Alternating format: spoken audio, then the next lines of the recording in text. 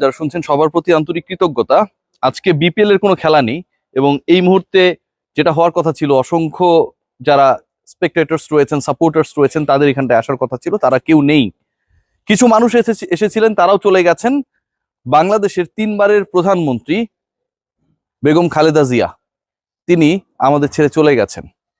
শোকের আবহ সিলেটে বিপিএল এর খেলা বন্ধ করা হয়েছে এবং সবচেয়ে বড় ব্যাপার, বাংলাদেশের কিংবদন্তি ক্রিকেটার অথবা ক্রিকেটাররা যাদেরকে নিয়ে অনেক ধরনের আলোচনা বিভিন্ন সময় হয়েছে পলিটিক্যাল কারণে, বেগম খালেদা জিয়া, বিএনপির সবচেয়ে বড় প্রতিপক্ষ রাজনৈতিক দল বাংলাদেশ আওয়ামী লীগ, কিংবা আজকে যাদের সাথে সম্পর্ক টানাপোড়েন, পুরো বাংলাদেশের মানুষ একটা জায়গায় একমত হয়েছে। বাংলাদেশের আপোষহীন এক নেত্রী, গণতন্ত্রকে নিয়ে আসলে যে মানুষটা মৃত্যুর আগ পর্যন্ত লড়াই করেছেন, সেই মানুষটা পৃথিবী ছেড়ে চলে গেছেন। সাকিব মাশরাফি, আমি স্পোর্টসের লোক, এবং সাকিব মাশরাফির এই পোস্ট, এই আলোচনা একটা ব্যাপারকে খুব ভালোভাবে ইন্ডিকেট করে। এই মুহূর্তে বাংলাদেশ যেই অবস্থায় রয়েছে রাষ্ট্র হিসেবে, সেখান থেকে উত্তরণের জন্য হয়তো এভার কেয়ার হসপিটালে শুয়ে থাকা, অজ্ঞান হয়ে থাকা চিকিৎসারত খালেদা জিয়ারও অনেক বেশি দরকার ছিল। তিনি এখন আমাদের মাঝে নেই। আমাদের ছোটবেলাটা যদি চিন্তা করেন, মানে এই আলোচনাটা করতে গিয়ে কিছুটা নস্টালজিক হতেই হচ্ছে। ছোটবেলা থেকে বড় হওয়া পর্যন্ত বা এই পর্যন্ত আমরা যারা এসেছি, আমাদের আশপাশের প্রজন্ম বড়ই হয়েছে হাসিনা, খালেদা, আওয়ামী লীগ, বিএনপি এরকম আলোচনা দেখে। নির্বাচন, কারচুপি, কেউ কাউকে মানে না, সংসদে ওয়াকআউট, হরতাল, ক্ষমতায় থাকলে একদল একরকম, বিরোধী দলে থাকলে আরেক রকম, এই পুরো কালচার দেখে। বাংলাদেশের গণতন্ত্রের সৌন্দর্য যদি হয় হাসিনা, খালেদা, আওয়ামী লীগ, বিএনপি এবং এই মানুষগুলোর সবচেয়ে গুরুত্বপূর্ণ পার্টদের একজন যদি হন খালেদা জিয়া, তিনি এই মুহূর্তে নেই আমাদের মাঝে। আমাদের শৈশব, কৈশোর কিংবা পরিণত বয়সে যে মানুষগুলো আমাদের উপর সবচেয়ে বেশি ইম্প্যাক্ট রেখেছিল, সেই বেগম খালেদা জিয়া এখন আমাদের মধ্যে নেই।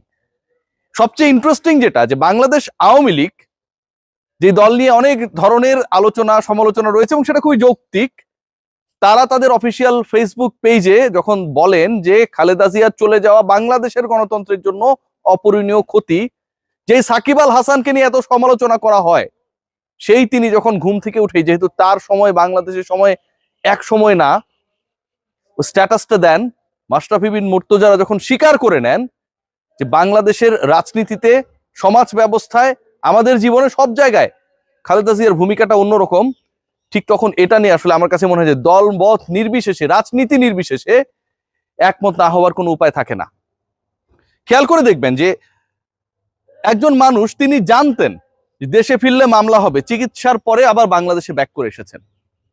তিনি জানতেন যে তিনি জেলে ঢুকবেন।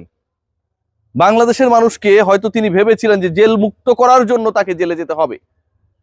একজন মানুষ, তিনি জানতেন যে বিদেশে গিয়ে যদি ট্রিটমেন্ট নেন, ওখানটাই যদি অবস্থান করেন, দেশে যদি ফিরে না আসেন, নভেম্বরের 23 তারিখ পর্যন্ত তো ঠিকই ছিলেন, তাহলে হয়তো তার শেষ দিনগুলো আরো কিছু সংখ্যায় বাড়তে পারে। তারপরও বাংলাদেশে ফিরে এসেছেন এবং শেষ পর্যন্ত কতটা ভাগ্যবান হলে বাংলাদেশের মানুষ তার শক্তি এবং শেষ নিঃশ্বাসটা এই দেশেই ত্যাগ করতে চান, সেই স্বপ্নটাও তো পূরণ হয়ে যায়। মৃত্যুর মধ্য দিয়ে এমন স্বপ্নের সুন্দর সমাপ্তি কজনের হতে পারে? প্রতিপক্ষ যারা আজীবন তার বিরুদ্ধে পলিটিক্স করেছে, যারা তখন এটা মেনে নেয় যে তার চলে যাওয়াটা বাংলাদেশের গণতন্ত্রের জন্য অপূরণীয় ক্ষতি, এরকম সৌভাগ্য কজনের হতে পারে? বাংলাদেশের 3বারের প্রধানমন্ত্রী, বাংলাদেশের ইতিহাসের প্রথম নারী প্রধানমন্ত্রী, কখনো কোনো ইলেকশনে না হারা খালেদা জিয়ার আজকের এই চলে যাওয়া আমার কাছে মনে হয় যে ক্রীড়াঙ্গনে একটা বিশাল শূন্যতা তৈরি করেছে।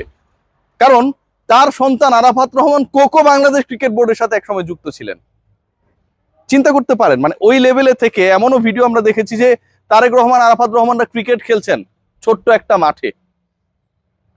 যে মানুষটা বাংলাদেশের নেতৃত্বে ছিলেন, প্রতিপক্ষই বলছে যে তিনি গণতন্ত্রের জন্য ফাইট করেছেন।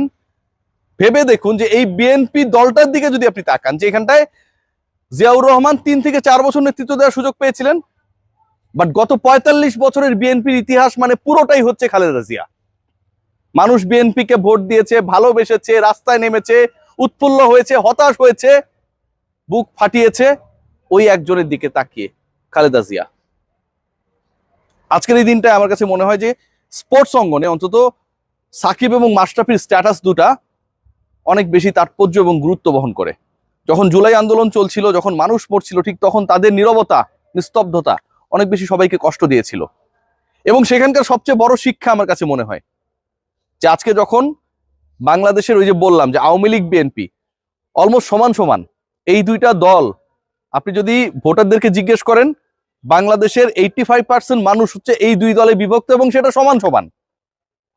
এই 85% মানুষের সহানুভূতির জায়গা এবং অনুভূতির জায়গায় আমাদের দুই লেজেন্ডারি ক্রিকেটার সাকিব এবং মাশরাফি আমার কাছে মনে হয় তাদেরকে নিয়ে যে সমালোচনা ছিল, বিতর্ক ছিল, সেই জায়গাটা অনেকটা মুছে দিতে পেরেছেন। এই বিতর্কগুলো থাকবে না। খালেদা জিয়া বাংলাদেশের ইতিহাসে যা করে গেছেন, মহাকাল তাকে মনে রাখবে। সবাই ভালো থাকবেন।